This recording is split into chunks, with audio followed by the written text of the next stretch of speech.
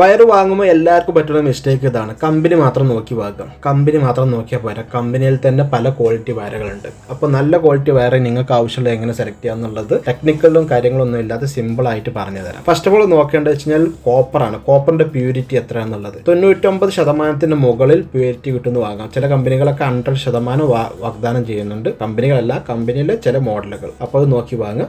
100% കിട്ടിയെങ്കിൽ അതിൽ തീരെ കലർപ്പില്ല എന്നുള്ളതാണ്.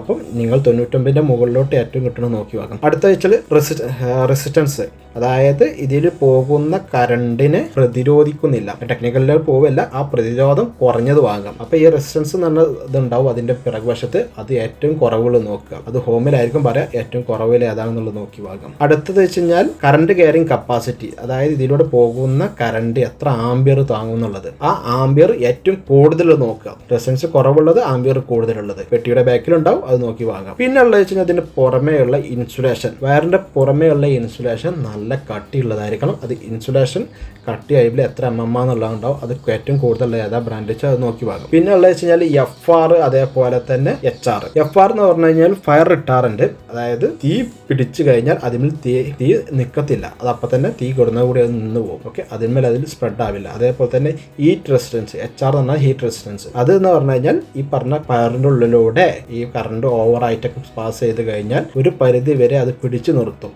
ഈ പറഞ്ഞ ഇൻസുലേഷൻ ഒരുങ്ങാതെ. അപ്പം അതിന് അതേ ഒരു ഫീച്ചേഴ്സ് കൂടി ഉള്ളത് നിങ്ങൾക്ക് വേണമെങ്കിൽ വാങ്ങാം, കുറച്ചും കൂടി ഇതായിരിക്കും. പിന്നെ ഉള്ളത് പലപ്പോഴും പറഞ്ഞതാണ് ഉറുമ്പ് കയറാത്ത, അല്ല ഉറുമ്പ് തിന്നാത്ത വയർ. അതൊക്കെ ചില കമ്പനികളൊക്കെ ഓഫർ ചെയ്യുന്നുണ്ട്. നിങ്ങൾ അതിനായിട്ട് ശ്രദ്ധിക്കേണ്ടത് വെച്ചാൽ ഉറുമ്പ് കയറാതെ നോക്കുകയാണ്. രോഗ കാരണത്തിന് വേണ്ടി ചികിത്സിക്കുക. ഉറുമ്പ് എങ്ങനെ കയറുന്നു എന്നുള്ളതിനും അതിന് ശ്രദ്ധിക്കേണ്ട കാര്യങ്ങൾ വെച്ച് പ്രത്യേകിച്ച് വീഡിയോ ചെയ്തിട്ടുണ്ട്. അതിൻ്റെ ലിങ്ക് വേണമെങ്കിൽ നിങ്ങൾ ലിങ്ക് എന്ന് കമൻറ്റ് ചെയ്യുമെങ്കിൽ ഞാൻ വിട്ടുതരാം. ആ വീഡിയോ പ്രത്യേകം ശ്രദ്ധിക്കുക. വയറിങ് ചെയ്യുമ്പോൾ ശ്രദ്ധിക്കേണ്ട കാര്യങ്ങളാണ് ഇതൊക്കെ. അതിൽ പ്രശ്നങ്ങൾ പെട്ടതാണ് കേട്ടോ. അടുത്തത് വെച്ച് കഴിഞ്ഞാൽ ISI മുദ്ര. എല്ലാതും ISI മുദ്ര ഉള്ളത് തന്നെയാണ് ഇറങ്ങുന്നത്. പക്ഷേ അതിന്റെ ഇടയിൽ അങ്ങനെയും പല കാര്യങ്ങളും വരുന്നുണ്ട്. അപ്പോൾ ISI ഉണ്ടോ എന്നുള്ള ഉറപ്പുവരുത്തുക. അതിന്മേലെ CML നമ്പർ ഉണ്ടോ എന്ന് ഉറപ്പുവരുത്തുക. പിന്നെ എല്ലാ കമ്പനികളുടെയും ഡ്യൂപ്ലിക്കേറ്റ് ഇന്ന് മാർക്കറ്റിൽ അവൈലബിൾ ആണ്. അത് ഒറിജിനൽ ആണെന്നുള്ളത് നമുക്കറിയില്ല. അപ്പോൾ ഒറിജിനൽ ആണോ ഇല്ല എന്നുള്ളത് ഓരോ പല കമ്പനി QR കോഡ് വെച്ച് ചെക്ക് ചെയ്യാനൊക്കെ പറയും. അപ്പോൾ അതൊക്കെ വെച്ച് ചെക്ക് ചെയ്യുക. പ്രധാനപ്പെട്ട കാര്യം എന്ന് വെച്ച് കഴിഞ്ഞാൽ നിങ്ങൾ വാങ്ങുന്ന സാധനത്തിന്, ഏത് സാധനമാണെങ്കിലും അതിന്റെ GST ബില്ല് വാങ്ങിയിട്ട് അത് സൂക്ഷിച്ചു വെക്കുക. ഇൻ കേസ് നിങ്ങൾ നാളെ എന്തെങ്കിലും ബുദ്ധിമുട്ട് വന്നിട്ടുണ്ടെങ്കിൽ അത് പരിഹരിക്കാൻ കൺസ്യൂമർ കോർട്ടിലോ മറ്റോ പോകണമെങ്കിൽ ഇത് നിങ്ങൾക്ക് ഉപകാരപ്പെടും. ഞങ്ങൾ ചെയ്യുന്ന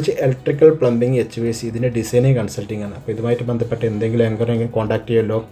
താങ്ക് യു.